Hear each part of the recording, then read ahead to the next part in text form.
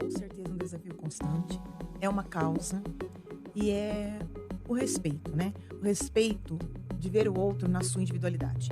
Muitos assuntos, apesar da gente, nós somos pedagogos, mas interfere na nossa relação com essa criança dentro da escola, né? E quando a equipe vai, quando a gente vai, é uma reunião, a gente chama de co-ensino, todo mundo junto.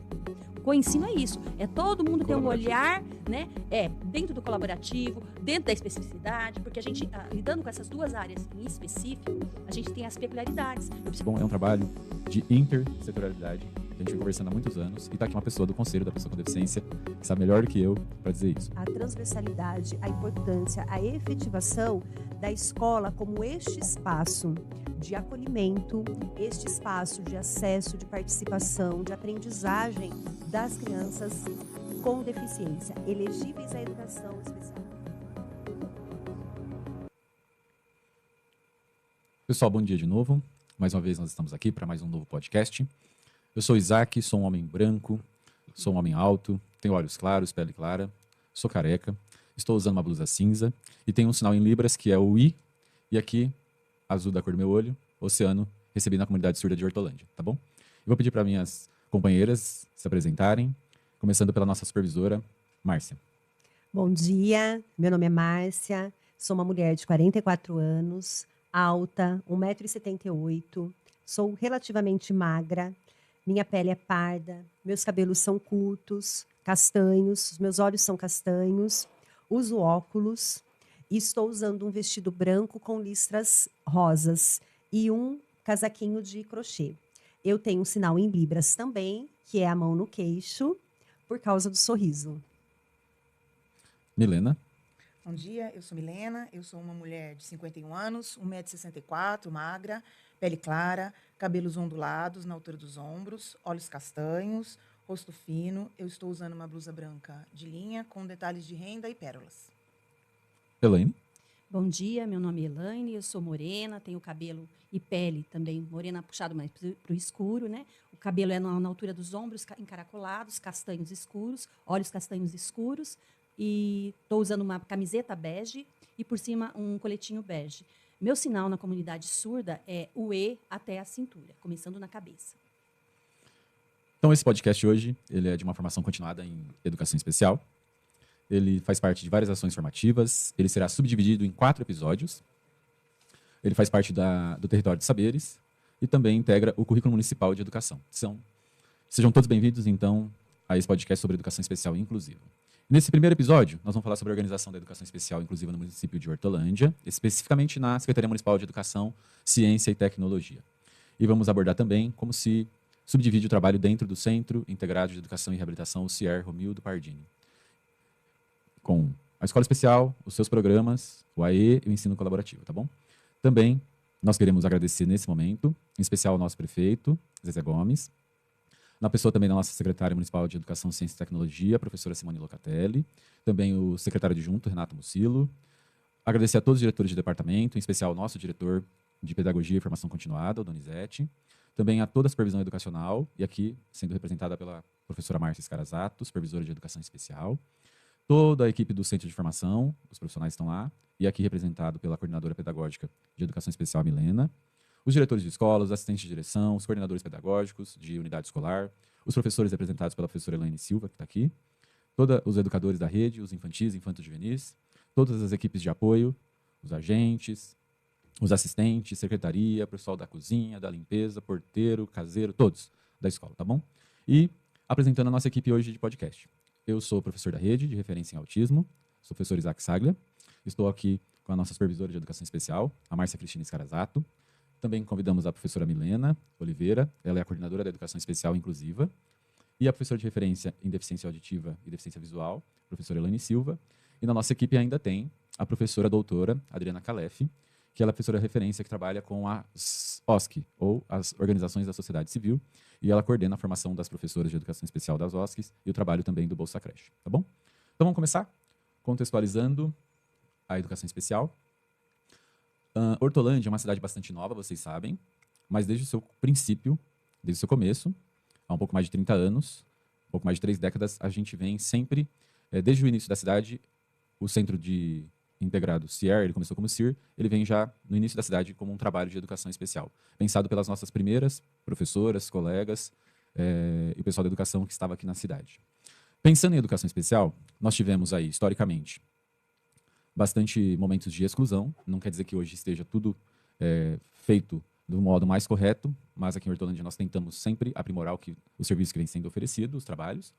E a educação especial, ela vem, nas últimas décadas, passando por um movimento de inclusão da pessoa com deficiência, em todos os espaços. E a escola é essa instituição, e ela está nas nossas mãos. Somos nós aqui da Secretaria Municipal de Educação, Ciência e Tecnologia, muitas mãos, muitas pessoas, muitos profissionais, em várias esferas, que pensam a política, que executam a política e que faz acontecer, junto das famílias e das pessoas, público da educação especial, de fato, a inclusão na escola.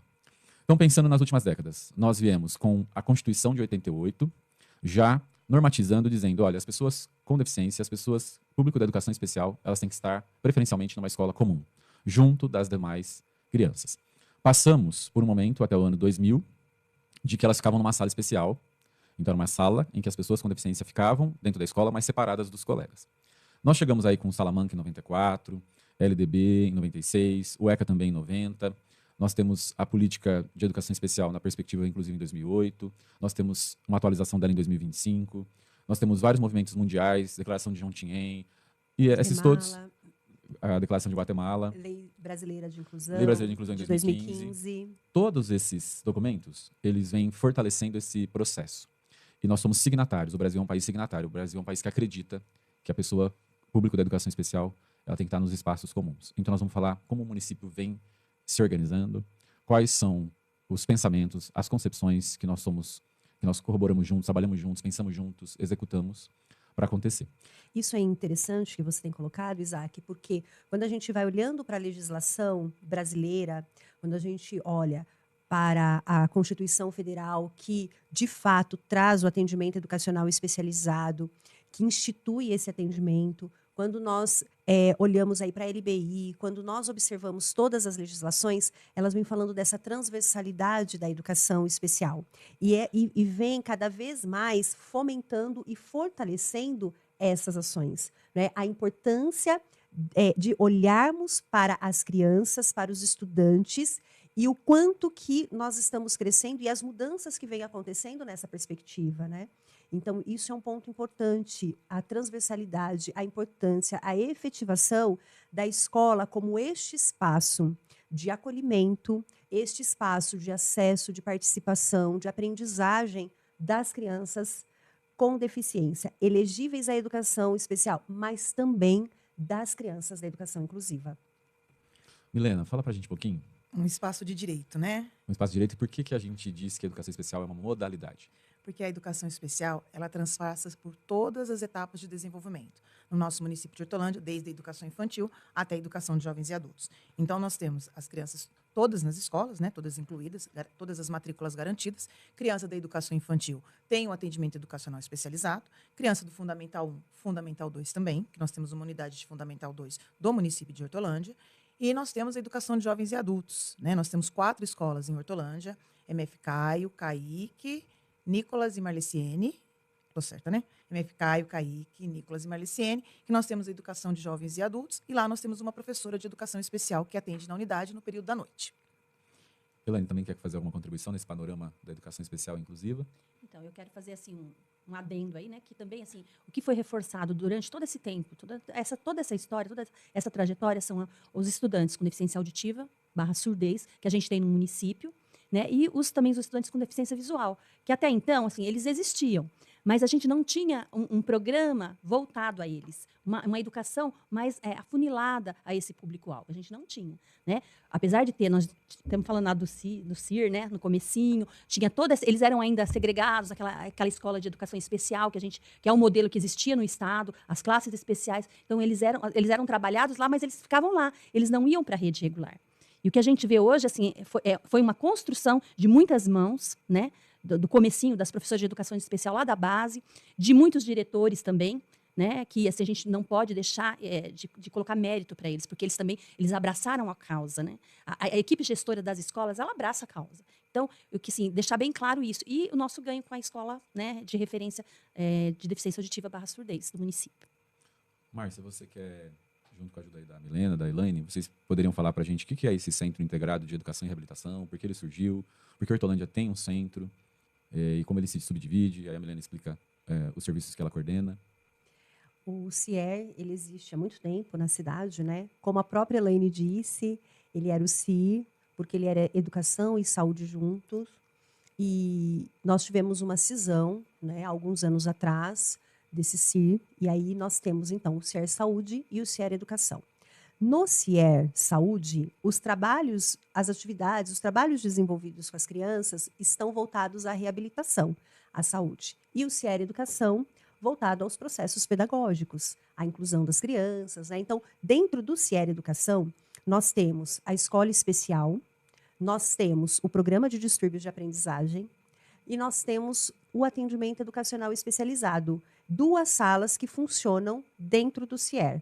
2 salas de AE, de atendimento educacional especializados, que funcionam dentro do CIER, que é a sala de deficiência visual e a sala que nós estamos iniciando nesse ano de 2026 de estimulação pedagógica, né, à primeiríssima infância.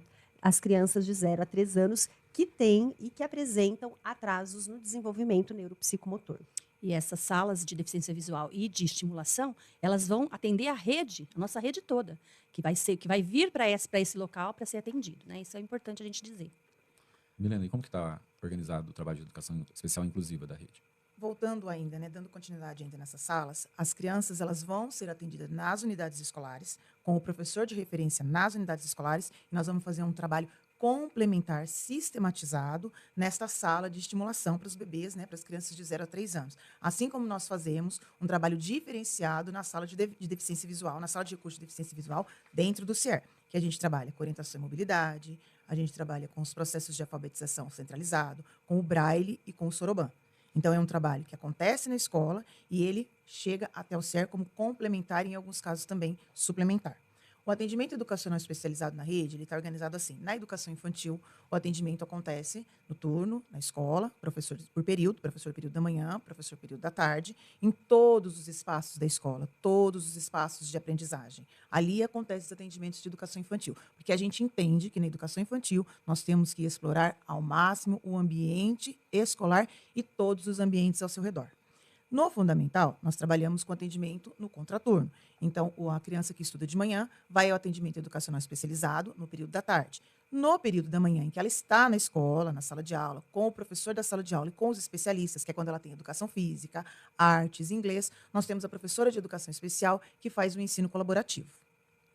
Na educação de jovens e adultos, nós temos a professora que faz o atendimento nessas 4 unidades para os adultos, né, para os estudantes, né, na fase adulta, que estão na educação de jovens e adultos e que têm uma deficiência ou um atraso cognitivo. Márcia, você que é supervisora do CIER, como que funciona lá o programa de distúrbios de aprendizagem? O programa de distúrbios de aprendizagem, atualmente, ele atende as crianças com transtornos específicos de aprendizagem, né?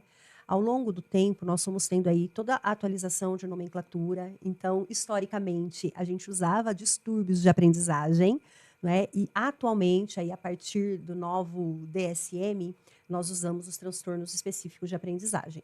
Então, transtornos específicos de aprendizagem são aquelas crianças que elas não estão nem no campo da deficiência, nem no campo da dificuldade de aprendizagem. Não é? Então, a criança, por exemplo, com TDAH, a criança com dislexia, com descalculia, essas crianças, elas são atendidas dentro do programa. Embora a gente não tenha tantas crianças, muitas vezes a gente não recebe esses laudos, né?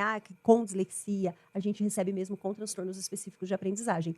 Então, compreendemos que são crianças que precisam de um trabalho. Muitas vezes ele é complementar aos processos de aprendizagem, de alfabetização, de produção de textos, de matemática. Quem são as professoras que atuam nesse programa? As professoras que atuam nesse programa são professoras da educação especial, concursadas, né, da educação especial, e elas então, estão hoje lá no CIER para poder fazer esse trabalho. Nesse ano de 2026, nós estamos estruturando um projeto piloto. É um projeto piloto inicial do programa de distúrbio. Então, do grupo de escolas que essas professoras atendem, uma escola ela vai fazer o atendimento na unidade escolar. Não é um atendimento à criança, é um atendimento ao professor, né, na perspectiva do ensino colaborativo. Então, nós temos mais perto de umas 150 crianças, mais ou menos, um número Divididas em quantas turmas? 8 turmas, 4 turmas de manhã e 4 turmas à tarde. Elas vão no contraturno. Elas vão no contraturno escolar, isso, no Tem- período oposto. Além da professora de educação especial, tem mais alguém que compõe a equipe? Sim, dentro da equipe do programa de distúrbio, nós temos uma psicóloga e uma fonoaudióloga. É importante a gente retomar aqui de que o trabalho da psicóloga e da fono não é um trabalho clínico. No programa de distúrbio, não é um trabalho de atendimento clínico, não é um trabalho de avaliação em que eu vou aplicar testes, né, VISC, testes cognitivos para saber se essa criança tem uma deficiência ou não. Então, o trabalho tanto da fono quanto da psicóloga é um trabalho de orientação e elas até fazem atividades com grupos de crianças. Então, o papel delas é orientar, elas, sendo necessário, elas fazem um atendimento às crianças, não é um atendimento clínico, não é uma, né, para poder dar uma assessoria às professoras, elas reencaminham as crianças, elas fazem um relatório, tanto psicológico quanto fonoaudiológico, para as UBSs, retornando essas crianças, né, retornando para a UBS, questões que elas observam. Então, é um trabalho da equipe multi preventivo e de orientação. É um diferencial esse trabalho que nós temos aqui em Hortolândia, porque nós temos no programa de distúrbio de aprendizagem, nós temos também um psicólogo, uma fono e uma TO na escola do CIER, que atua com as crianças da escola do CIER, e nós temos um psicólogo, uma fono, uma TO, que atua no atendimento educacional especializado. E também no CIER nós temos uma assistente social. Então, é um diferencial. O nosso trabalho, ele é um diferencial nesse sentido. Nós estamos apoiados nos 3 programas com uma equipe multiprofissional. Faz um diferencial muito grande para o nosso trabalho, um trabalho em conjunto, realmente, um trabalho de parceria, onde a educação tem um profissional da saúde, mas com um olhar voltado para a educação. E isso não dá para negar, é um diferencial muito grande.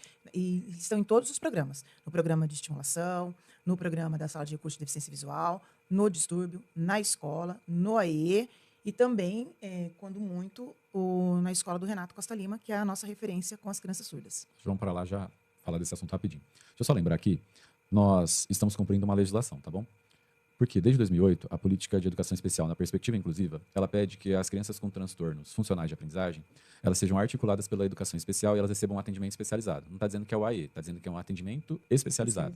Então, desde 2008, quando nós descentralizamos a educação especial, tirando da Escola Especial do CIER e levando para a rede, também foi pensado, então, a criação de um programa que desse conta de atender as crianças com transtornos, e os estudantes também, funcionais de aprendizagem. Então, a gente vem cumprindo uma legislação, ela atualizou em 2025, mas para nós, em Hortolândia, todo esse pessoal faz parte da educação especial inclusiva. Então, a gente dá suporte para alunos com TDAH, para alunos com dislexia, descalculia, todos os transtornos aí, porque eles estão todos numa mesma sala de aula. Então, a gente entende que o trabalho, que eu vou dar um spoiler aí, nós vamos falar de design, desenho universal da aprendizagem, a gente pensa que dentro da sala de aula a gente tem que pensar uma educação especial inclusiva para todos os alunos. E o professor de educação especial é referência para auxiliar nesse trabalho, tá bom?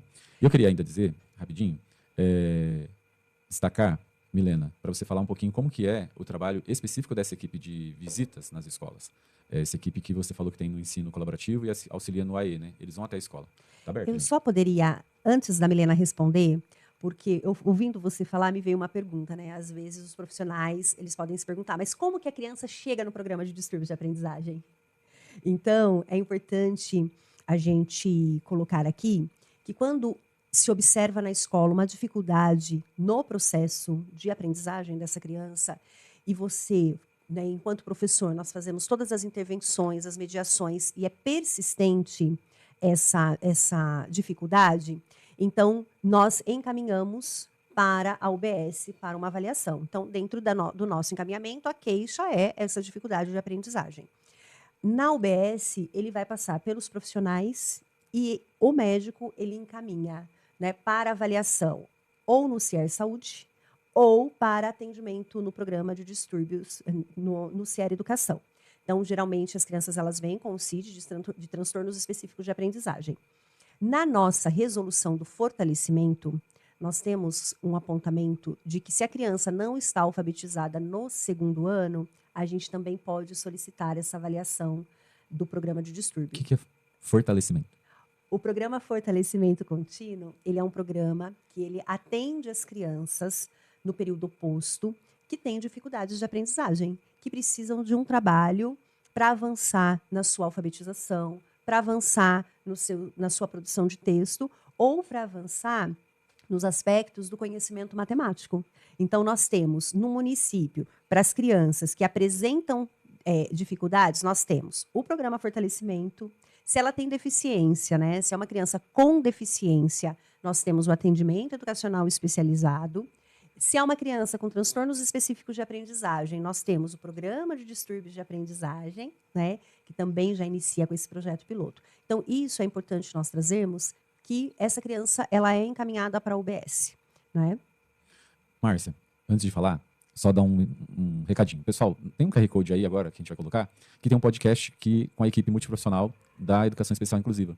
Nós gravamos aqui ano passado, e aí você pode tirar suas dúvidas. Eles trazem estudos de caso, a presença do psicólogo, da fonoaudióloga e da TO. É muito rico essa conversa aí, tá bom? Márcia, você falou, eu também pensei numa questão aqui.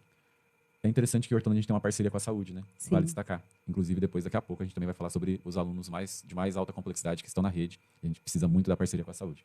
Então, esses programas, Milena, Elaine, que estão bastante tempo na rede, é a parceria com a saúde que a gente conseguiu fazer um protocolo junto das UBSs, um fluxo, né? Que a gente chama de fluxo. Isso, nós chamamos de fluxo de encaminhamento.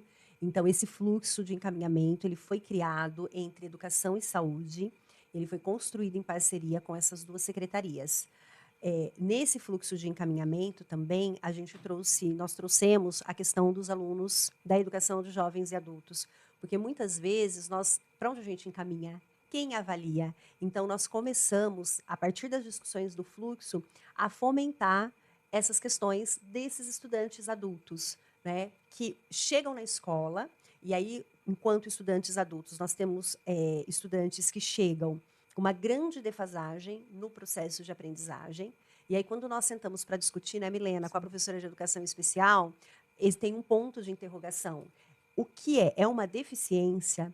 Ou isso é fruto de estar fora da escola, não é? De não ter tido a oportunidade de aprender no tempo certo? Então, a partir do fluxo, começam essas discussões. Mas é interessante você trazer, porque ele foi construído com a saúde. Então, por isso que, para a educação, a porta de entrada vai ser sempre a UBS. A porta de entrada, ela é a UBS para o encaminhamento das crianças e dos estudantes. Só mais um minuto. Então, vou aproveitar, né, Márcia? Mandar um abraço para todos os nossos companheiros da saúde, tá bom? Aqui eu vou citar, em especial, a Fátima, que a gente tem bastante trânsito ali para conseguir avançar, porque é munícipe, é aluno e também é um usuário do serviço da saúde. Agradecer à Secretaria de Esporte, que também tem feito parceria com a gente, né, oferecendo aí atividades para os nossos alunos em várias regiões da cidade. E a Secretaria de Cultura, que também tem parceria com a gente, oferecido oficinas adaptadas, vários repertórios. Tá bom? É um trabalho de intersetorialidade que a gente vem conversando há muitos anos. E está aqui uma pessoa do Conselho da Pessoa com Deficiência, que sabe melhor do que eu para dizer isso. Milena, vamos voltar. Puxando isso. Essa parceria deu, então, como você disse, a oportunidade de termos uma equipe multiprofissional, tanto na escola especial, quanto no programa de distúrbio de aprendizagem, quanto na educação inclusiva nas escolas. Fala para o pessoal um pouquinho a importância desse trabalho e como ele acontece hoje, que ele não é clínico. Isso. Quando a gente pensa no desenvolvimento da criança, a gente tem que pensar como um todo. A escola, né, ela tem a característica, a função pedagógica, mas ela não dá conta da criança sozinha, né? Ela precisa desse apoio. A criança, ela chega através da saúde, né? Ela vai falar se a criança tem uma dificuldade, um atraso de desenvolvimento neuropsicomotor, não é educação, é saúde. Então, muitas das nossas crianças, elas têm terapias, elas precisam da terapia e a terapia ela é realizada por outros profissionais. Então, chega uma hora que a gente precisa conversar. Eu preciso saber o que está acontecendo com aquela criança, eu preciso ouvir o psicólogo, eu preciso ouvir a fonoaudióloga, eu preciso ouvir a terapeuta ocupacional, a fisioterapeuta. Então, essa demanda, ela é muito grande. Então, aí a necessidade de ter o profissional que tem um olhar de saúde dentro da equipe da educação. Foi assim que surgiu essa necessidade, essa demanda, e nós temos esses 3 profissionais. Eles nos ajudam a entender aquilo que não é apenas da educação, que vai além do professor e do pedagogo.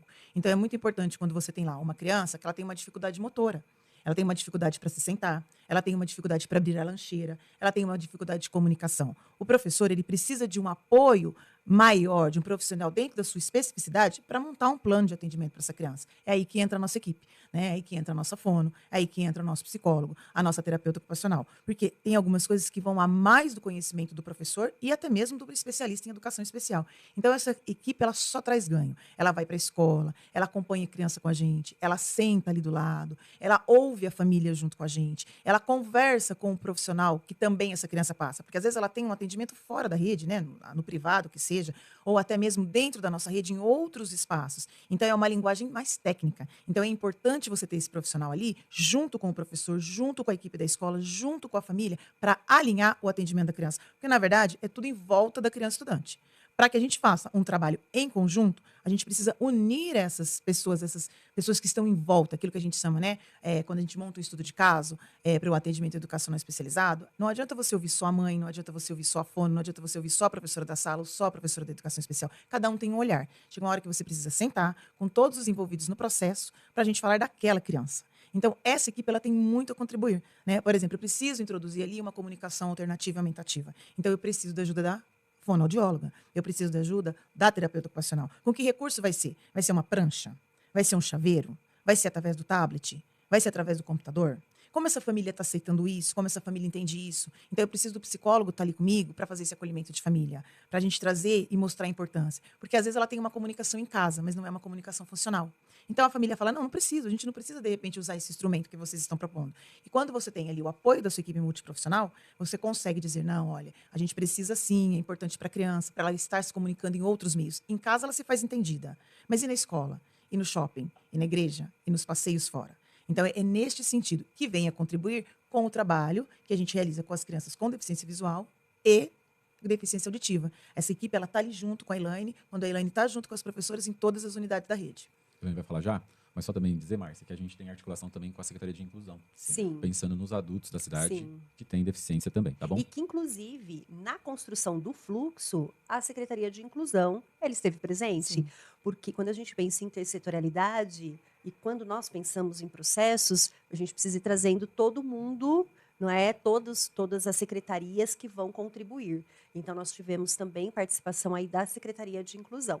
E da equipe multiprofissional, né? O quanto que é importante, né, Milena, Elaine, Isaac, da participação deles nas discussões de casos com outros profissionais. Porque uma fono, ela pode vir para uma discussão, né, para um matriciamento de uma criança, e ela queria falar sobre a deglutição. Eu sou pedagoga. A deglutição, ela é específico da fono. Então, se eu tenho uma fono comigo, eu tenho um profissional, eu tenho 2 profissionais da mesma área, e na escola eu tenho ainda a profissional que compreende esse espaço. Então, cada vez mais nós temos a contribuição e essas discussões sobre os casos, sobre os matriciamentos, eles ficam ricos. Porque daí a gente também vai pensando nessas possibilidades dentro da escola. Vai entendendo o processo, vai entendendo a criança. Sim. Uma criança que não come, ela tem fome. Como ela vai se sentir dentro da escola? Quanto tempo sem comer? Então, a gente precisa entender que aquele comportamento dela, muitas vezes, se dá por quê? Porque ela não se alimenta, ela não come. Então, quando você tem a fono que faz esse trabalho com a comunidade escolar, a gente passa a entender que aquele comportamento da criança se deu por quê? Porque a criança não comeu. Se deu porque a criança não consegue não consegue permanecer muito tempo sentada. Ou aquela cadeira não está adequada para a criança, ela está com uma questão postural. Então, às vezes, o professor ele não tem esse olhar, porque vai além do nosso conhecimento. Uma formação específica. Uma formação específica. Então, a equipe multiprofissional, dentro de todos os programas da educação especial, ele foi um ganho muito grande. Já é um trabalho de um muitos diferencial, anos. um trabalho de muitos anos. Elaine, vamos lá. Fala pra gente como que é essa sala de recursos para deficiência visual que funciona dentro do CIER. Quem ela atende? Então, essa sala ela vai atender a demanda da rede municipal, das crianças da educação infantil, do ensino fundamental, até mesmo do EJA em questão de olhar. Então, você precisa chamar para dar uma olhada, porque muitas crianças que a gente recebe aqui, elas não têm o laudo. E aí a gente vai até a escola, a gente faz uma observação, né? Eu como professora referência, é passado para o coordenador da educação especial, através das professoras lá de educação especial que estão na unidade, essa especificidade, olha, eu estou observando tal situação. E a gente vai verificar e chama as especialistas, né, em deficiência visual para estar acompanhando para ver se essa criança vai no contraturno ser atendida lá na sala do CIER, né, no caso onde está alocada a sala, ou se ela precisa de um olhar na escola também, né, a gente precisa da equipe multi também, porque muitos assuntos, apesar da gente, nós somos pedagogos, mas interfere na nossa relação com essa criança dentro da escola. Né? E quando a equipe vai, quando a gente vai, é uma reunião, a gente chama de co-ensino, todo mundo junto. O co-ensino é isso, é todo mundo ter um olhar, né, dentro do colaborativo, dentro da especificidade, porque a gente, lidando com essas duas áreas em específico, a gente tem as peculiaridades. Eu preciso ver se aquela criança precisa de um braille, se essa criança precisa de uma ampliação. A que nível é essa ampliação? Não é ampliação igual para todos. Se eu vou ampliar... Então não atende só cegos. Não só cegos, são as crianças de baixa visão e as crianças com cegueira também. Né? E também outras crianças com múltipla deficiência, que muitas vezes elas têm uma deficiência física e o apontamento ali está ali, ela tem um estrabismo, ela tem uma perda, ela é uma monocular, que é uma criança que tem só um olho, enxerga só com um olho. A gente precisa direcionar os trabalhos. Então, esse trabalho da educação especial, da equipe multi, é fundamental para que as coisas ocorram e que essa criança realmente seja inserida na escola com qualidade. Vamos aproveitar e a gente mostrar uma foto de uma sala desse tipo, porque ela é diferente das outras salas de recursos da rede. Então, se foi centralizado o serviço, para esse público de deficiência visual não ficar refém de uma sala que não tem material específico para ser usado com eles. Nós precisamos de uma impressora braille, nós precisamos de papel específico nas máquinas braille, né? Porque a gente vai iniciar o pré-braille com essa criança. Eu não tenho a máquina, eu preciso ter a máquina. Reglete, punção. A reglete, a punção, que hoje a reglete e a punção a gente está aprimorando para que fique melhor e para que essa criança tenha mais agilidade na hora da escrita também. E até material tátil, né? Sim, material tátil. A estimulação, essa escola, essa sala que a gente vai ganhar no CIER de estimulação também vai favorecer muito, porque é ali na estimulação precoce, né, que a gente vai dar o norte para essa criança, para ver o que a gente vai usar com essa criança e o que vai favorecer na escola, a orientação que a gente vai dar para aquele professor, tanto da educação infantil como do fundamental, e para as professoras também, da educação especial, que estão lá o dia a dia na escola. Nós temos um foco muito grande na prevenção. Na prevenção e na estimulação. Estou pensando numa visita que a gente fez, que a gente vai trazer esse estudo de caso no PEI, de bebês vão ganhar agora, porque o bebê, quando ele avança aí 6, 8, 10 meses, ele vai ganhando o apoio no recurso visual. Sim. Mas as nossas crianças com deficiência visual, ali na primeira e segunda infância, vão ter que viver pelo corpo do adulto que está nessa sala, passar para ele a parte sinestésica, auditiva, olfativa, gustativa, para ele conhecer e ampliar esse espaço. E, Elaine, há alguns anos foi criada em Hortolândia uma escola referência para surdos. Sim. E ela funciona hoje numa escola municipal de ensino fundamental, que fica aqui na região do Amanda, chamada Renato Costa Lima. Sim. Por que foi pensado esse serviço? Todos os surdos ou crianças com estudantes com deficiência auditiva estão nessa escola? Centralizou? Como que é o serviço? É assim, a gente tinha um serviço itinerante que atendia algumas escolas em cada região da cidade aí que tinham o público com deficiência auditiva ou surdez. A gente ia até, eram 3 profissionais, a gente ia até essas escolas para fazer um trabalho. Né? A gente tinha a nossa sede no CIER, dentro do CIER, a nossa sala ficava lá e a gente saía para esse atendimento. Depois foi criado a escola, né? A escola de referência, que foi o Renato, foi escolhida pela região. A gente tinha muitas crianças surdas nessa região, né, com deficiência auditiva e surdez nessa região, então foi escolhida essa escola. Começou lá, né, lá 2014, e aí foi se ampliando o serviço. Por quê? Porque a gente precisa dar a língua para esse estudante, né, que é a Libras, que é garantida por lei desde 2002. Então, a gente precisa oferecer para ele a língua de sinais, a gente precisa oferecer para ele a língua portuguesa para surdos, né, que é a modalidade número 2 para ele. Porque primeiro ele precisa ter a língua dele. E aí como que eu escolho esse público-alvo que vai para o Renato? Eu vou até as escolas, eu avalio essa criança junto com a professora de educação especial que esteja lá naquela unidade escolar. Eu vou fazer uma avaliação de que ganho que ele vai ter indo para essa escola. Conversa com a família, porque isso tudo precisa, em primeiro lugar, a família ter a consciência, ter a orientação, né? E além do serviço de saúde, porque a saúde está interligada. Se a saúde falasse para a gente, não, eu estou com outra perspectiva para ele, oralista, a gente vai seguir a perspectiva. Eu tenho essa criança com múltipla deficiência, mas eu vou usar o ABA, ele é autista e ele é surdo, eu vou usar o ABA com ele. Eu não entro com a língua de sinais. E nessa escola, hoje se constitui com professores interlocutores que acompanham de 2 a 3 alunos em cada sala, para facilitar a questão da comunicação. Né? Precisam de adaptações. A adaptação para ele é a língua. E é o professor interlocutor lá. Está aberto o curso de Libras? Está aberto o curso de Libras para a comunidade, para os profissionais da rede. Eu vou oferecer na terça-feira e a minha colega Maikele na quarta-feira, das 18 às 20 horas. Para as inscrições aí. Eu já me inscrevi. É muito importante também salientar que, assim, não empobreça o currículo dessa criança. Eu trabalho junto. O currículo, ele é planejado lá na sala e esse professor interlocutor está ali junto. Ele não é o professor que vai ensinar, é o professor regente da sala, mas ele está para acompanhar e para poder facilitar a questão da comunicação. E também, como é uma deficiência específica, né, sensorial, ali também consegue reunir, vocês fazem projetos, Setembro Surdo, vocês conseguem reunir uma comunidade. Um projeto que ofereça para a escola toda a língua de sinais. Né? É uma língua. né? Tem a lei. Então, a gente vai, esse ano, a gente tem mais professores de educação especial trabalhando em conjunto, que é elas que vão oferecer essas oficinas de Libras para todas as salas, do 1º ao 5º ano, no período da manhã, e do 1º ao 5º ano, no período da tarde. Porque é para facilitar a comunicação mesmo. As crianças gostam, né, de estar vendo, é uma nova língua. Então, eles aprendem com facilidade e eles podem ajudar, né, o colega. E outra coisa, o mais importante ainda é que os surdos estão em pares lá. Então, eles estão se reconhecendo, né? E as famílias também estão vendo a importância, que no começo foi difícil. Porque a gente não está segregando, a gente está... ali não é uma escola de educação especial para surdos, tem que deixar bem claro isso. É uma escola inclusiva, de referência, né? E a gente tem outros surdos espalhados, né, pela rede, que eles não têm necessidade de estarem nessa escola.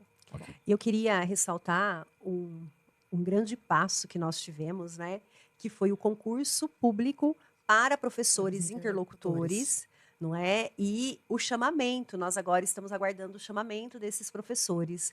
Então, queria muito agradecer aí a equipe, agradecer o Donizete, que na reforma administrativa foi uma das pessoas, né, que lutou, aí escreveu com a Elaine, com a Milena, não sei se o Isaac acabou participando dessa construção desse profissional. Então, é uma alegria para nós termos esse concurso público e estarmos agora na fase de chamamento do concurso. E dizer, assim, da importância do ensino da Libras para toda a comunidade, né? Que nós estamos nessa luta aí desde 2010. Então, desde 2010, o município oferece gratuitamente o curso de Libras. Então, vamos se inscrever, vamos trabalhar uma nova língua, que vai propiciar muitos outros, né? A questão profissional também.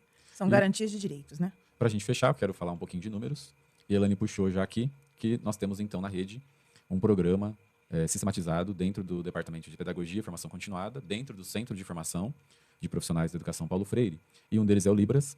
Nós temos hoje a formação de quinta-feira para os professores de Educação Especial, ficam às manhãs com a Milena, à tarde os professores da tarde, tem bloco à tarde, e de quarta à noite, uma quarta por mês, tem um encontro de todos os professores que atuam na educação inclusiva. Eu e a Márcia estamos na frente no trabalho de formação dos agentes de apoio aos processos inclusivos. Nós temos 60 pessoas hoje atuando na rede. Nós temos 170 educadores que trabalham na comunicação, alimentação, higienização e locomoção das crianças da rede. Ontem, conversando com a Milena, a gente tem crianças com laudo mais de 1.000 na rede e ainda temos as crianças em avaliação. A Márcia colocou que tem as crianças do distúrbio de aprendizagem, tem o programa de fortalecimento e tem a escola especial. Então, são esses os programas formativos da rede para a educação especial inclusiva, estou dizendo aqui. E nós criamos uma cartilha, que eu posso colocar também aí o QR Code para você acessar, bem explicativa, bem didática, sobre cada deficiência, sobre todo o nosso trabalho, as formações de primeiros socorros, as formações do PADO, que é o Programa de Atendimento Domiciliar em Parceria Educação e Saúde, porque nós temos crianças com cilindro de oxigênio na rede, nós temos crianças com sonda colostomia, traqueostomia, nós estamos incluindo essas crianças na rede, então tem um trabalho junto do PADO, e aí ele tem um guia de atitudes positivas para fortalecer que as crianças acessam, permaneçam, aprendam, participem e pertençam a essa rede, tá bom? Vamos fazer, então, um último fechamento, deixar um encerramento e chamar para o segundo podcast que nós vamos fazer desses 4 episódios, que é sobre o Plano Educacional Individualizado, o PEI. Nós vamos chamar vocês para o próximo e a gente vai, aí, Márcia, fazer um fechamento. O que é inclusão para você? Ou educação especial inclusiva? É um desafio. Acho que é uma palavra que define, mas também é uma grande possibilidade. Eu sempre gosto de falar que estar na educação especial é olhar para as crianças, para os estudantes e compreender que cada um de fato é único, que cada um tem um modo de aprendizagem, cada um tem um ritmo de aprendizagem. E por isso a palavra desafiador, porque enquanto professora é um desafio. Né? Muitas vezes a gente planeja as aulas, a gente planeja as atividades, mas quando eu olho para as minhas crianças, cada um vai aprender de um jeito. Cada um vai aprender de uma forma, né? Até mesmo aqui, nós 4, nós não aprendemos do mesmo jeito. Então, esse é o grande desafio. Como eu ensino os meus alunos que têm neurodivergências, que têm tantas peculiaridades, né? Como que eu olho para essa heterogeneidade da sala de aula? Então, para mim, educação inclusiva é um desafio nesse sentido, nessa perspectiva. Helena, o que é educação especial inclusiva para você? É um desafio, né? Com certeza um desafio constante. É uma causa e é o respeito, né? O respeito de ver o outro na sua individualidade. Porque a Márcia colocou muito bem. Nós estamos aqui em 4, fazemos parte da equipe de educação especial de Hortolândia, temos a nossa parceira Adriana. Cada um aqui é um, dentro da sua individualidade. E a gente só é esse grupo, só é essa equipe de educação especial inclusiva do município de Hortolândia, porque cada um é um, respeitando as suas diferenças e aproveitando evidenciando, na verdade, a sua potencialidade. Esse grupo não seria esse grupo de educação se você não fosse como você é, se a Márcia não fosse como ela é, a Elaine não fosse como ela é, eu não fosse como eu sou, se a Adriana não fosse como é. Se nós não aproveitarmos o conhecimento, a potencialidade de cada um deles. Um aqui não conseguiria fazer todo esse trabalho. Então, a educação especial, a inclusão, é respeitar a pessoa na sua individualidade e valorizar potencialidades. Olhar para ela no que ela tem de potencialidade, no que ela consegue fazer. E o nosso papel, enquanto educação especial e inclusiva, é ser essa ponte para que ela atinja, de fato, a sua potencialidade. Nós somos a acessibilidade para isso. Elaine? Depois de 3 décadas, o que eu posso falar da educação especial? É a visibilidade. O ponto-chave é a visibilidade. Porque sem essa visibilidade, eu não vejo a potencialidade, eu não vejo as habilidades que aquele ser, aquele indivíduo pode ter. Então, para mim, a educação hoje é visível, a educação especial. Tanto que nós estamos aqui. Quando a gente poderia, na minha época, quando eu comecei a imaginar, numa sala de recursos, no final de uma escola, onde as crianças tinham o intervalo separado das outras crianças, onde eu tinha uma sala com vários níveis, com crianças de 6 a 15 anos. Né, sem terem contato com os outros estudantes daquela escola. Então, hoje, para mim, a palavra assim, que fica marcada é a visibilidade e a importância que a educação especial ganhou, e aí no município muito mais ainda. Eu vi o crescimento aqui, então isso é muito importante. E para você, Isaac? Para mim, eu concordo com o Vigotes, que há mais de 100 anos ele disse que as crianças, público da educação especial, deveria aprender conjuntamente, juntas. E as questões primárias ficam com a saúde e as secundárias, que são as pedagógicas, ficam com a escola. Foi isso que ele falou. Então, que a escola é lugar de compensação, a escola é lugar de caminhos singulares, a escola é lugar de olhar para a especificidade do desenvolvimento pedagógico, acadêmico, e fazer as intervenções a partir das zonas de desenvolvimento proximal. E é isso que a gente está fazendo aqui. A escola é um lugar de mediação, interação social, e aguardamos você para o próximo podcast. E de aprendizagem. De aprendizagem. Pertencimento. Obrigado.